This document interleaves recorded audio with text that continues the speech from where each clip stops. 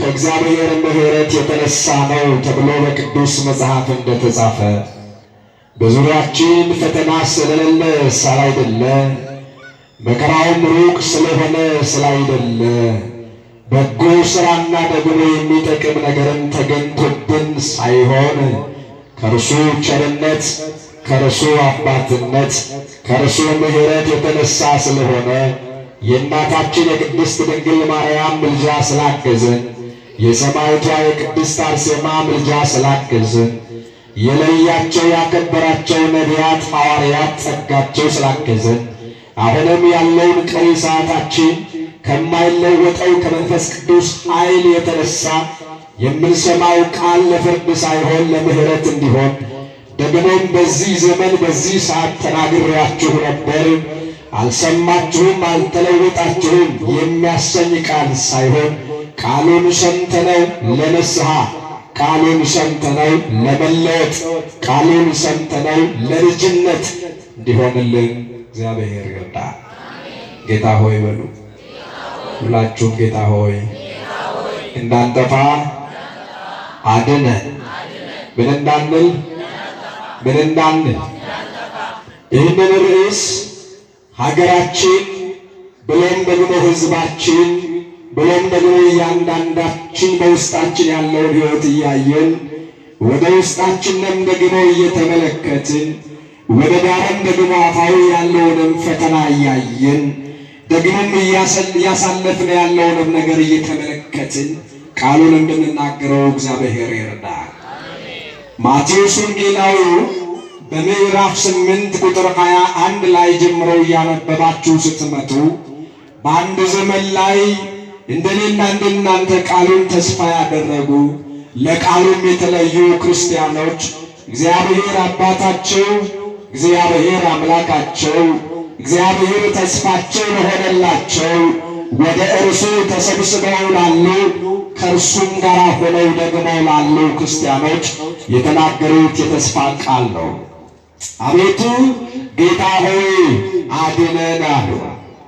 አቤቱ ጌታ ሆይ አቤቱ አምላክ ሆይ እንዳንጠፋ ምን በለን አድነን። ይህ ሁሉም ሰው ሰምቶ ወደ ሕይወቱ የቆማችሁ ቁጭ በሉ፣ የምትንቀሳቀሱ ቁጭ በሉ ወገኖች፣ ቁጭ በሉ ሁላችሁ። ቢቻል ዝማሬው ላይ ማዕጠንቱ ቢሆን ደስ ይለኝ ነበር። ምክንያቱም ወንጌሉ ሲጀመር የአባቶቻችን ክብር ይገባኛል፣ የቤተ ክርስቲያን ክብር ይገባኛል። ከቻላችሁ አባቶች በትህትና በኋላ ላይ ለዝማሬው ቢሆን በጎ ነው። ሁላችሁም ቁጭ በሉ። ማን ይናገረን? ማን ይናገረን? እኔ እንዳልናገራችሁ አምላከ ቅዱሳን ቅዱስ እግዚአብሔር እርሱ ይርዳል። እዚህ ያሉ አበው በረከታቸው ያግዘን። እዚህ ያሉ ሊቃውንት አባቶች ጸሎታቸው ያግዘን። ቅዱስ አምላኬ እግዚአብሔር ከራሴ ሐሳብ ተነስቼ እንዳልናገር ጳውሎስን ያናገረ ጴጥሮስን የሚያዘጋጅ ሌሎቹንም ደግሞ አእላፋት የሆኑ ሕዝቦች የሚማሩበትን ጸጋ ያትረፈረፈ ለእናንተም ለሁላችንም ሰጥቶን እንድንማር እርሱ ይርዳል። ብዙ ጊዜ በብዙ ስፍራ ላይ እኛ አስተምረናል። በብዙ ስፍራ ላይ አስተምረን ግን የለወጥነው የለም። እግዚአብሔር በአንዷ ሰከንድ ላይ ሲናገር ግን እርግጠኛ ነኝ ሀገር ሰላም ትሆናለች። እርግጠኛ ነኝ እዚህ ውስጥ ያሉ በሽተኞች ይፈወሳሉ። እውነት ሐሰት። ስለዚህ ማን ይናገር? ዋካችሁ ሁላችሁም ከፍ አድርጋችሁ አመስግኑት እርሱ። ሴቶቹ ብቻ ጌታ ሆይ በሉ እስኪ። የለም ድምፃችሁ አንሷል። ጌታ ሆይ እንዳንጠፋ አድነን። ወንዶቹ እስኪ ድገሙት። ጌታ ሆይ አምላክ ሆይ እግዚአብሔር ሆይ የድንግል ልጅ ሆይ እንዳንጠፋ አድነን። በዚህ በኩል ሳስታችኋል። ጌታ ሆይ አምላክ ሆይ የቅድስት አርሴማ አምላክ ሆይ የቅዱሳን ሁሉ አምላክ ሆይ የድሆቹ አምላክ ሆይ የበሽተኞቹ አምላክ ሆይ አስተምረን ደግሞም አድነን። ማቴዎስ ስሙን ተስፋ አድርገው ለተሰበሰቡ አብረው ሆነው የተናገሩትን ነው የጻፈው። ተሰባሰቡና ወደ ሰበሰባቸው እንደኔና እንደናንተ እግዚአብሔር ምን ይናገራል ብለው ለተሰበሰቡ እግዚአብሔር አባቴ ያጽናናኛል ብለው ለመጡ እግዚአብሔር አምላኬ በዚች በቅድስት ቤተ ክርስቲያን ላይ ሕይወቴን ያስተካክልልኛል ብለው ለመጡ የነቢያት ሐዋርያት መሰረታቸው የሆነው እርሱ ጌታችን መድኃኒታችን ኢየሱስ ክርስቶስ ይበልጥብናል ብለው ለተሰበሰቡ አብረው ባሉበት ሰዓት ላይ አብረው ደግሞ ያሉበት ስፍራ በፈተና ተናወጸ። ማዕበሉ ተገለባበጠ። ወደ መርከቧ ገብተው ነው ያሉ። የመርከቧ መሪም ደግሞ አብሮ ነው ያለው። ከመርከቧ ጋር ያለ የመርከብ መሪ ራሱ ደግሞ መርከቧን በቃሉ ያጸና፣ ንፋሱን፣ ወጀቡን፣ መከራውን፣ ሞቱን ደግሞ ልዩ መከራውን ሁሉ ጸጥና ዝም የሚያሰኘው የድንግል ልጅ ኢየሱስ ክርስቶስ እርሱን ብለው የተሰበሰቡ ቅዱሳን ሐዋርያት ይሰማሉ፣ ይማራሉ፣ ተስፋ ያደርጋሉ። እንደኔና እንደናንተ ግልብጥብጥ ያለ ሕይወት ላይ ደግሞ ደረሰባቸውና እነሱ ዝም ያላቸው መሰላቸው፣ የረሳቸውም መሰላቸው፣ የዘነጋቸውም መሰላቸው። እነሱ አይደል የምንል ቀኑ የመሸ ጊዜ፣ ወዳጅ የራቀ ጊዜ፣ ብርሃኑ ጨለማ የወረሰው ጊዜ፣ የሰራነው ሁሉ ደግሞ እንደ ጉም የተበተነ ጊዜ፣ ጤነኛው ሰውነታችን ብርክ ያለው ጊዜ፣ ቆሞ የሚሄደው እግራችን እንደ ቄጤማ ደግሞ የተረከረከ ጊዜ፣ ክብራችን ማንነታችን በስድብ የተለወጠ ጊዜ፣ ከፍታችን ወደ ዝቅታ ሕይወታችን እንዳልነበረ የሆነ ጊዜ እግዚአብሔር ቢኖር ኑሮ አምላኬ እግዚአብሔር ከኔ ጋር ቢሆን ኑሮ እየጾምኩ ነው እያስቀደስኩኝ ስሙንም ደግሞ ተስፋ አድርጌ በመቅደሱ ጸንቻለሁ።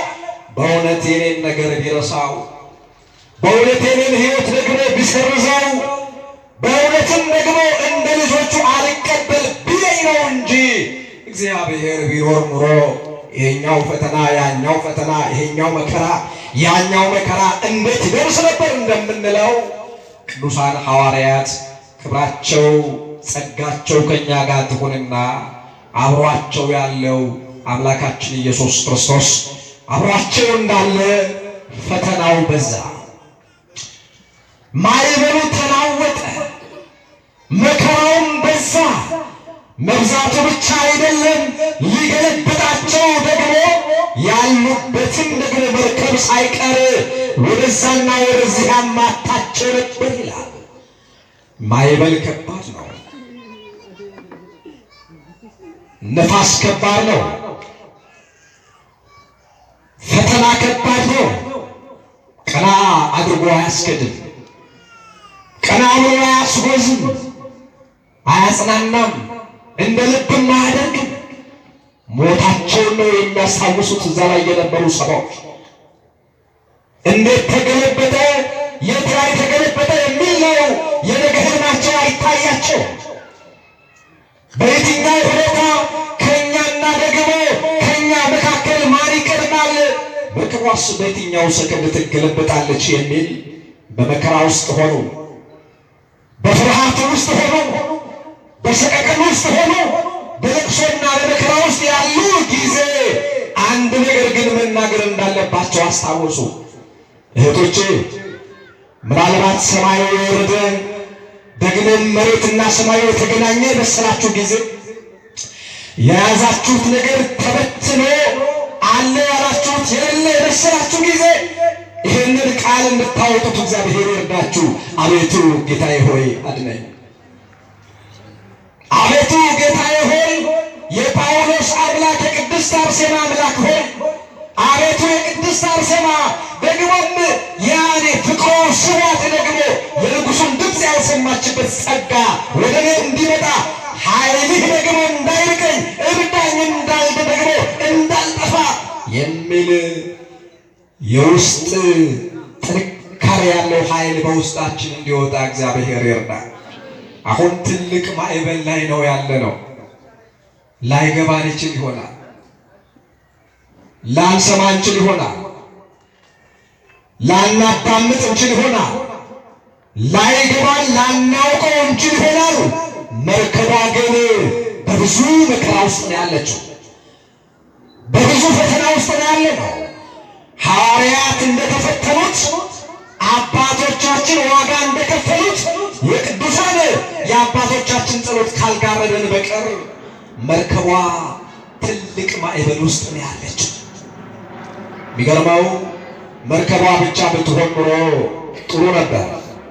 በመርከቧ ውስጥም ያለነው ደግሞ የመርከቧን መገልበጥና መጽናት ላይ የምንጠባበቅ ሰዎች ስለሆን እንዳትገለበጥ ደግሞ በኪዳኑ የጸናች ስለሆነ የእርሱም ቸርነት ከሁላችን ጋር ስላለ ከፍ አድርጋችሁ እግዚአብሔርን አመስግኑ። የሚያድናቸውን የሚታደጋቸውን ከሚገለበጡበትም ደግሞ መከራ ነፃ የሚያወጣቸውን መንፈስ ቅዱስ አምላካቸው አሳሰባቸው። አይዟችሁ፣ ይህች ቤተ ክርስቲያን የተመሰረተችው በደሙ ስለሆነ ፈተናው ሊበዛ ይችላል፣ ንፋሱ ሊበዛ ይችላል። ንፋሱ ወደዛና ወደዚህ ደግሞም ገደል ስር ላይ ወይም ጫፍ ላይ እንዳለ ዛፍ ወደዛና ወደዚህ ልትንገላቱ ትችላላችሁ፣ ግን አትወድቁ። ግን ምን አትሉም? ግን ምን አትሉ? አትወድቁም። ንፋሱ ሊከብል ማዕበሉም ደግሞ ታላቅ ሊሆን ይችል ይሆናል። ነገር ግን የተመሰረታችሁበት የጸናችሁበት እርሱ ክርስቶስ አምላካችሁ ስለሆነ እርሱን ደግሞ እንድትይዙ የቅድስት አርሴማ እናትነት ይርዳችሁ።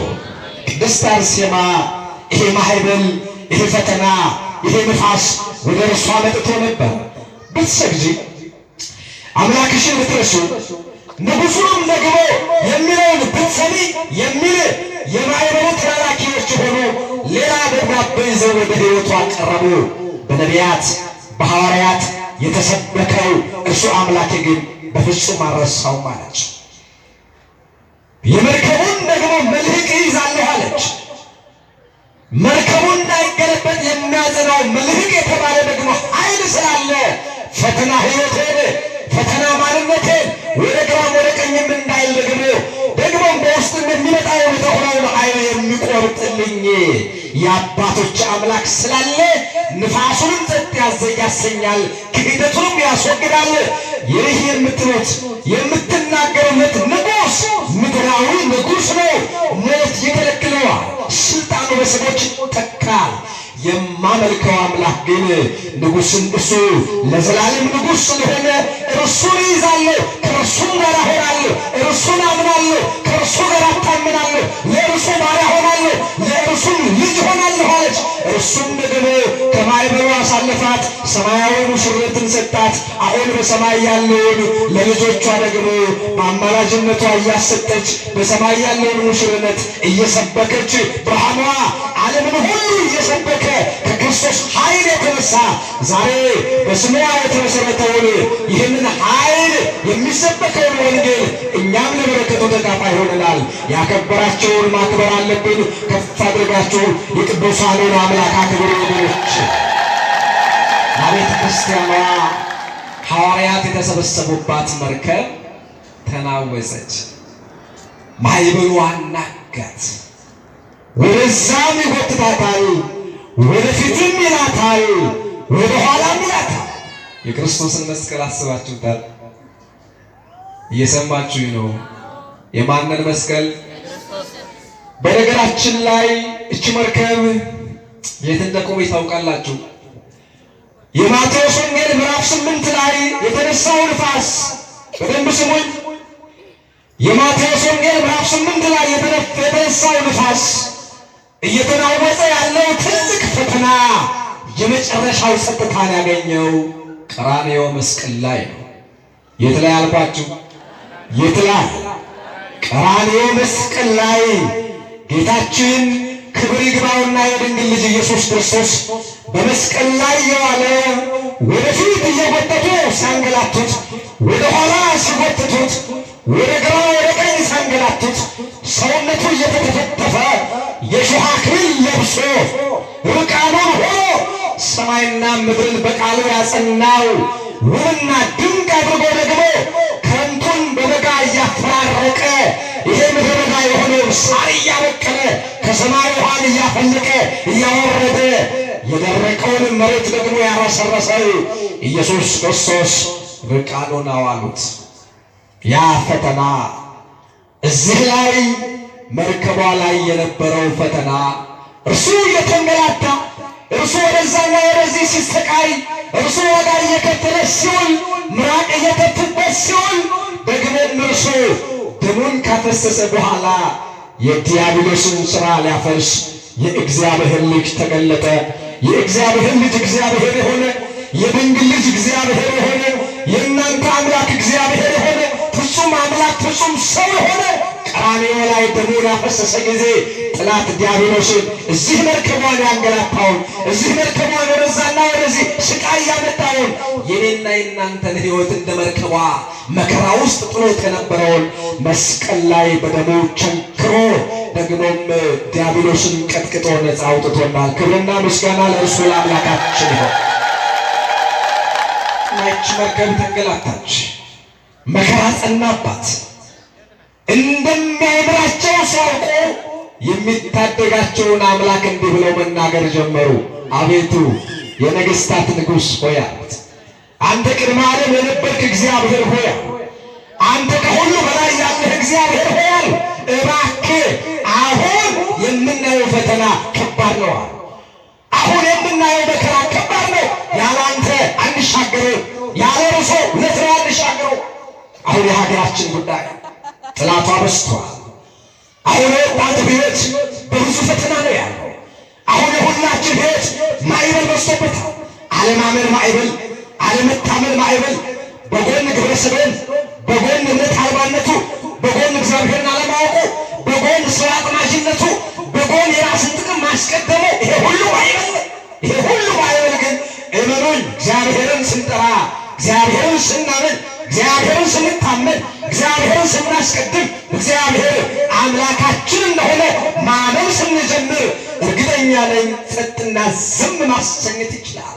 እንዲህ አቤቱ ጌታ ሆይ ማዕበሉ ከቦና ሕይወታችን እየተናጠ ነው፣ እንደ በሶ ደግሞ እየተበጠበጥን ነው ያለነው። ስለዚህ አንተ ልዑል አምላካችን የድንግል ልጅ ሆይ ኢየሱስ ክርስቶስ አቅም የለንም፣ ድረስልን። ኃይል የለንም፣ ኃይላችን ነህ፣ ሞገሳችን ነህ፣ ሞገስህ ነህ፣ ወክብርህ ነህ፣ ቀርነ መድኃኒትህ ነህ፣ ውእቱ ኢየሱስ ክርስቶስ አንተ ሞገሳችን በምን በጠላት ፊት፣ አንተ ሕይወታችን በምን በሞት ዘመን መከራው በጸና ጊዜ ኃይላችን አንተ ስለሆንክ አሉ። አቤቱ እንዳንጠፋ አድነናል። ወገኖቼ ኢትዮጵያችንን የሚጠብቀውን አምላካችሁን ከፍ አድርጋችሁ እግዚአብሔርን አመስግኑ። ኢትዮጵያ እንዲህ ነው እያለች ያለችው ጠላቴ በዝቷል። ሀገረ እግዚአብሔር እንዲህ ነው እያለች ያለችው በብዙ ተወጥሬ ነው ያለሁት። አቤቱ የአባቶች አምላክ አንተ አድነኝ እንዳልጠፋ። ብዙዎቹ ኃይል ያላቸው አሉ፣ በመሳሪያቸው የሚታመኑ አሉ፣ በስልጣናቸው የሚታመኑ አሉ። እኛ ኢትዮጵያውያን ግን መርከቧ ላይ ሆነን ፈተናዋ ላይ ሆነን ደግሞ ማዕበሉ መከራው ላይ ሆነን ባህሩ መካከል ላይ ሆነን ደግሞ ከሚነደው እሳት ውስጥ ቆመን ደግሞ አቤቱ ልዑል እግዚአብሔር ሆይ አድነን። ሁላችሁም እባካችሁ እግዚአብሔርን አመስግኑ። ከባህሩ ውስጥ ሆነን የሚታደግ እግዚአብሔር አለ። አቤቱ አሉት እንዳንጠፋ አድነን። ኢትዮጵያችን ይሄ ነው ጸሎቷ። አባቶቻችን ያቆዩን ይሄንን ነው። የጠፋንበት ፈተና ብዙ ነው። መነካከስ፣ እግዚአብሔርን አለማወቅ፣ ርኩሰት፣ እግዚአብሔር የለሽነት እኒህ ሁሉ ተለምመው ያመጡት ውጤት ነው። ግን ይሄ ሁሉ የመጨረሻው ግብ ቅዱሳን ሐዋርያት እንዳስተማሩን በነቢያትና በሐዋርያት መሠረት ላይ ታንጻችኋል፣ የማይዘኑም ራስ ክርስቶስ የድንግል ልጅ እንደሆነ እርሱን እመኑ፣ እርሱን ታመኑ፣ እርሱ ደግሞ አልጥልህም አልተውህም ብሎ እንደተናገረ ወደ ልባችን አስገብተን እንድንመለስ እግዚአብሔር ይርዳል። አይጥላችሁም። አባቶቼ በደንብ ስሙኝ። ራሳችሁን እንኳን ጥላችሁ ይሆናል፣ ግን አምላካችሁ አይጥላችሁም። በደንብ ስሙኝ። የምትሄዱም ስሙ፣ በደንብ ስሙ። ቤት ሊኖራችሁ ይችላል፣ ስልጣንም እንደዛው፣ ገንዘብም እንደዛው። ትልቅ ሰው ልትሆኑ ትችላላችሁ በዓለማዊ አባባል። የተሻለ ነገርም ሊኖር ይችላል። ጎበዝ፣ በደንብ ስሙኝ። ራሳችሁን ለራሳችሁ እንኳን ስፍራ አልሰጣችሁ ይሆናል ወገኖች። ግን ማን አይጥላችሁም? ግን ማን አይረሳችሁም? አይዟችሁ ወገኖች። ግራ በተጋባንበት ሕይወት ላይ ተስፋ እግዚአብሔር ብቻ። ማንም ባልደረሰበት ነገር ላይ መልስ የሚሰጥ እሱ ብቻ። ከሐዋርያን መካከል ትልቅ ደግሞ ምስጢር የተገለጠላቸው ትልቁን ሕያው የሆነውን ድምፅ የሰሙ ከእግዚአብሔርም ጋር ያሉ እጅግ ብዙ አሉ። ነገር ግን ተስፋቸው አንድ ነገር ብቻ ነበረ። እርሱም እግዚአብሔር። ልበ አምላክ ዳዊት እንዲህ ብሎ ይናገራል። የማቴዎስ ወንጌል ምዕራፍ 8 ቁጥር 23 ላይ መጽሐፍ ቅዱሳችሁን ሁላችሁም ወደ ውስጣችሁ እያመላለሳችሁ እንድትመለከቱ በትሕትና ጠይቃችኋለሁ። የቅድስት አርሴማ አምላክ ከእናንተ ጋር ሆኖ እርሷን በጸናች የምትጸኑበትን ኃይል እንዲሰጣችሁ እግዚአብሔር መንፈስ ቅዱስ ይርዳል። ደቀ መዛሙርቱን ቀርበው ጌታ ሆይ አድነን፣ ጠፋን እያሉ አስነሱት። እርሱ በመካከላቸው አብሯቸው ያለውን የረሳቸው የዘነጋቸው መስሏቸዋል። የተዋቸው ደግሞም ለእነርሱ ምንም እንደማይገባው መስሏቸዋል። ገዶት ከሰማይ ወደ ምድር እንደመጣ ረስተውታል። ፈልጎ እንደመጣ ሊያድነን እንደመጣ ዋጋ ሊከፍል እንደመጣ የረሱት ይመስላሉ። እርሱ ደግሞ አቅማቸውን ሊያይ፣ ሕይወታቸውን ሊፈትነው፣ ማንነታቸውን ሊያረጋግጥ በመካከላቸው ሆኖ ዝም አላቸው። በእውነት እግዚአብሔር ዝም እንዳይለን እርሱ ይርዳል። እግዚአብሔር ዝም ካለን ከባድ ነው። እግዚአብሔር ዝም ሲል ለማይረባ አይምሮ ተላልፎ እንዳይስት ውስጣችንን እንድንጠብቀው እሱ ይርዳል። እግዚአብሔር ለሁለት ነገር ዝም ይላል። አንደኛው ኃይላችን በእምነታችን ላይ እንዳለ እንድናውቅ ዝም ይላል። እምነታችን ላይ ኃይል አለ። ሙታን የተነሱት በእምነት ነው። የሰማይ መስኮት የተዘጋው በእምነት ነው። የሰማይ በርም የተከፈተው በእምነት ነው። ስለዚህ ይህንን እምነታችንን አውጥተን ጸልየን ከእርሱ ጋር እንድንሆን ለእምነታችን ኃይል እንድንፈትነው እግዚአብሔር ዝም ይላል። ሁለተኛው ከኃጢአታችን እስከምንመለስ እግዚአብሔር ዝም ይላል። በእውነት ዝምታው ግን ከሁለተኛው አንጻር እንዳይሆን እግዚአብሔር ይርዳል። ተላልፈን ለተሰጠንበት ሕይወት ራስን ፈልጎ ማግኘት መታደል ነው። እጀስ ቀራንዮ ላይ ደሙን ያፈሰሰው ጌታችን ክብር ይግባውና ኢየሱስ ክርስቶስ እርሱ እኛ ተኝተን ካለንበት እንድንነሳ ስለሆነ እነርሱ ቆመዋል፣ ግን ተኝተዋል። እርሱ የተኛ መስሏቸዋል፣ ግን እርሱ አልተኛም። ምስክርነት አለን። መጽሐፍ ቅዱስ ከጊዜ አንጻር እያየነው እንሄዳለን። ለምን አብሯቸው የተኛ ስለመሰላቸው እነርሱ ቆመው ደግሞ ኃይላቸው እንዳይታበዩ። ብዙ ጊዜ እውቀት ያለን ሰዎች በእውቀት እንድንታበይ ውስጣችን በተለያየ ነገር ሊያመጣ ይችላል። ወገኖቼ ገንዘብ ያላችሁ ሰዎች ጊዜ ያለን ብላችሁ የምትቆሙም ካላችሁ ጊዜው የሚተካካ የሚወራረስ ስለሆነ ጊዜውን የሰጠውን እግዚአብሔርን ፈርታችሁ ለሕዝብም ለራሳችሁም እንድትኖሩ እግዚአብሔር ይርዳችሁ። አብሯቸው ያለው ከጊዜ አንጻር ምን ይሉ ይሆን፣ ከእውቀት አንጻር ምን ይተነፍሱ ይሆን ብሎ ዝም አላቸው።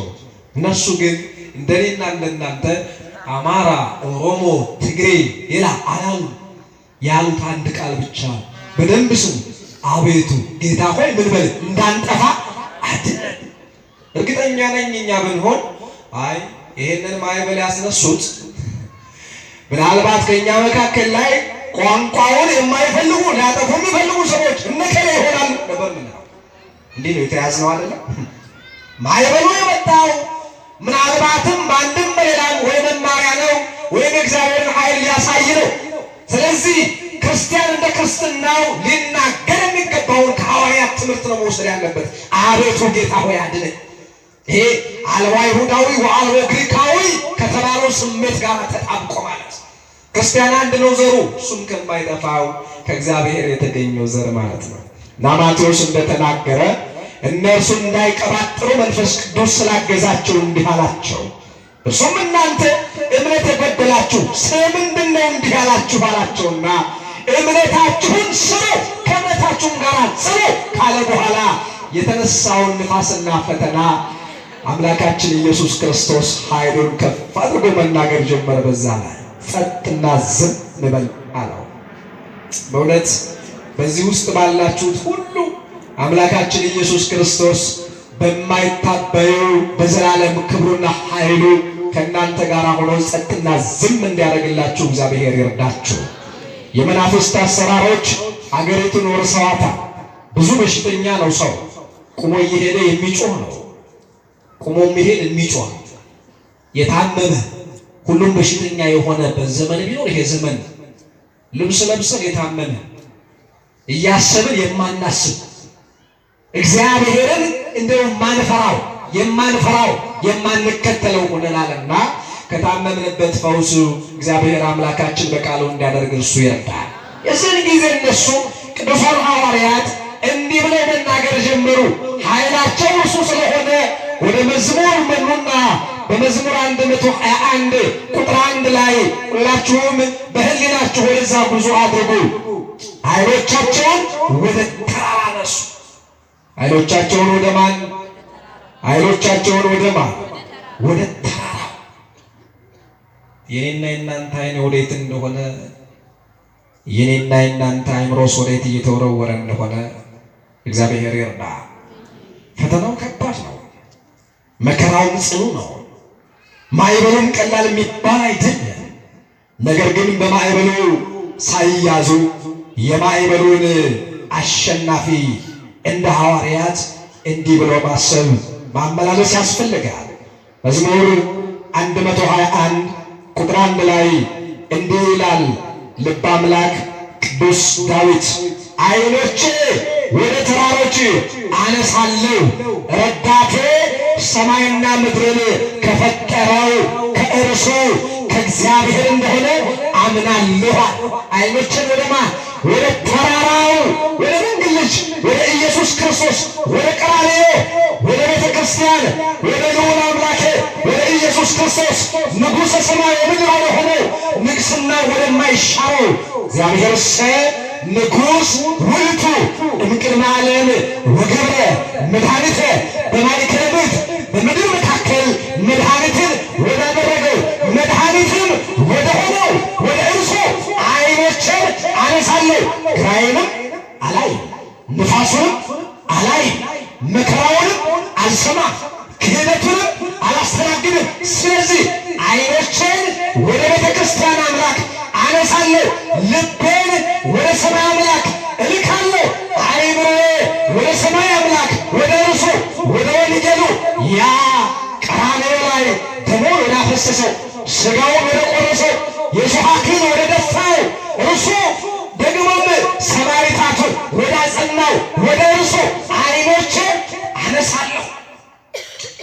ወገኖቼ ዓይናችሁን ወደ ቀራንዮ እንድታነሱ እሱ ይርዳችሁ። ይኸውላችሁ ቀራንዮን በደንብ ያየ ሰው፣ ቀራንዮን በደንብ የተመለከተ ሰው እንደ ቅዱስ ዮሐንስ ቢደሰትም ባይደሰትም ቢሰበርም ባይሰበርም ጉዳዩ አይደለም። አሁን እኮ እኛ የተቸገርነው አይኖቻችን ከትልቁ ተነሱና ትንሾቹ ትልቅ ሆነው ገዝፈው ታዩ። ዓለም የመጨረሻ ትንሿ ናት። ሞትና ማንነት የከበባት ምድር ላይ ያለ ነው እና ቀራንዮ ላይ የወረዱ አይኖች ምድር ላይ ደግሞ ስለወደቁና ስሜትና ማንነት ስለጠለፋቸው እንደ ዳዊት አይኖቻችን ወደ ቀራንዮ ደግሞ ስላልተወረወሩ እዛ ላይ አንስታችሁ ስታስቡ ይኸውላችሁ ቀራንዮን ስታስቡት የእናንተንና የኔን እሾህ ደፍቶ የዋለ የድንግል ልጅን ታገኙታላችሁ። ይኸውላችሁ በደንብ ስሙኝ ወገኖቼ። አሁን እዚህ ያላችሁት ባለጸጋም ድሃም ጤነኛም በሽተኛም ምናልባትም በተሻለ ሕይወትም ባልተሻለ ሕይወትም ምናልባትም ተስፋ የሞላበት ወይም ደግሞ ተስፋ በተሟጠጠ ውስጥም ያላችሁ ልትኖሩ ትችላላችሁ። ነገር ግን እርግጠኛ ሆኜ ልንገራችሁ ሁሉን አንድ ወደሚያደርግ አይናችሁን አንሱና እርሱን ተመልከቱ። አይናችሁን በአይነ ህሊናችሁ ማለት እኮ በአይነ ህሊና የሚታሰባለ በእምነት አይን የሚታያለ በእምነት አይን ደግሞ ያየን ጊዜ የምናየው ደግሞ አንድ ነገር አለ። ተስፋን ሰጥቶ የሚመልስ ታያላችሁ። እና ዳዊት አይኖችን ወደ ሰማይ ወደዛ ወደ ተራራው አነሳለሁ። ተራራ ማለት የማይሰወር ገዝፎ ተልቆ የሚታይ ነው። እግዚአብሔር ገዝፎ ታላቅነቱ የምናየው ስለሆነ ወደ ታላቁ እግዚአብሔር ወደ ዘላለም አምላክ እግዚአብሔር ንጉሥና ደግሞ ንግሥናው ለዘላለም ወደሆነ ወደ እርሱ ወደ እግዚአብሔር አይናችሁን አንሱ አለ ዳዊት። ለምን ይመስላችኋል? ዳዊት በበጎቹ ሰፈር ታላቁን እግዚአብሔርን አይቶታል። እናትም አላየችም፣ አባትም አላየም፣ ዓለምም አላየችም ዳዊትን። ዳዊት እንደ ዳዊትነቱ በእረኝነት ስፍራ ላይ ስለሆነ ያገኙት ወይንም ደግሞ የተላከው በምድራዊ ማንነት ስለሆነ የበጎቹን እረኛ እናትም አባትም ይፈልጋል። ዳዊት ግን በተነሳበት ሰዓት ላይ አይኖቹን አንስቶ ያየውን አየው። ያያችሁን እንድታዩ እግዚአብሔር ይርዳችሁ። እግዚአብሔር እያያችሁ ነው። እግዚአብሔር እያየን ነው። ደግሞም አይቶን ዋጋ ከፍሏል። እወዳችኋለሁ አይደል ያለ ነፍሱን አሳልፎ ለበጎቹ እስከሚሰጥ ድረስ የታመነ ነው ተብሎ አይደል የተጻፈው? ዮሐንስ ወንጌል ምዕራፍ 3ን በደንብ ተመልከቱት ቤታችሁ ገብታችሁ። እግዚአብሔር አንድያ ልጁን እስከሚሰጥ ድረስ ያያቸውን አይናቸውን አንስተው ለሚመለከቱ ወደዛ ወደ ተራራው ወደ ቀራንዮ ወደ መስቀሉ ወደ ፍቅሩ ወደ ሕይወታቸው